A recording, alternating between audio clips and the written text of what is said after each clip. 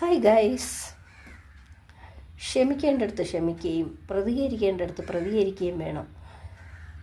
ചില മനുഷ്യർ ചില അവസരങ്ങളിൽ അവരെ എത്രത്തോളം പറഞ്ഞ് വേദനിപ്പിക്കാമോ അങ്ങനെ ചെയ്യുന്നവരെ കണ്ടിട്ടുണ്ട്.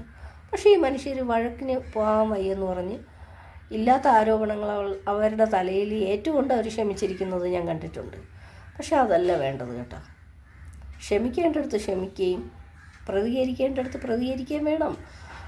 അപ്പോൾ ആരെയും ചെന്ന് തല്ലുപിടിക്കാനല്ല, നമുക്ക് സഭ്യമായ ഭാഷയിൽ പ്രതികരിക്കാമല്ലോ. എന്തിനാണ് നിങ്ങൾ ഞങ്ങളോട് വെറുതെ തല്ലുപിടിക്കാൻ വരുന്നത്?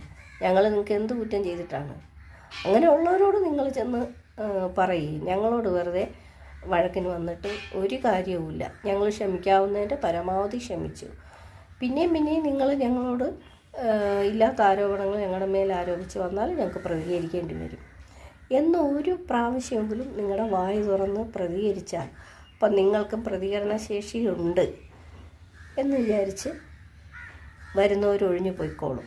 അല്ലാതെ വഴക്ക് പിടിക്കാൻ പോകാൻ പറ്റത്തില്ല എന്ന് പറഞ്ഞ് നിങ്ങളുടെ നേരെ വരുന്ന എല്ലാ ആരോപണങ്ങളും സ്വയം ചുമക്കേണ്ട ഒരാവശ്യവുമില്ല ഗൈസ്. ക്ഷമിക്കുന്നത് എപ്പോഴും നല്ലതാണ്. അങ്ങേയറ്റം വരെ ക്ഷമിക്കാം, പക്ഷേ ക്ഷമയുടെ നെല്ലിപ്പലക കഴിഞ്ഞാൽ മാന്യമായിട്ട് പ്രതികരിക്കണം. പ്രതികരിക്കേണ്ടടുത്ത് പ്രതികരിക്കുകയും ക്ഷമിക്കേണ്ടടുത്ത് ക്ഷമിക്കുകയും ചെയ്യണം. അതല്ലേ വേണ്ടത്. നിങ്ങളുടെ അഭിപ്രായം അങ്ങനെയല്ലേ?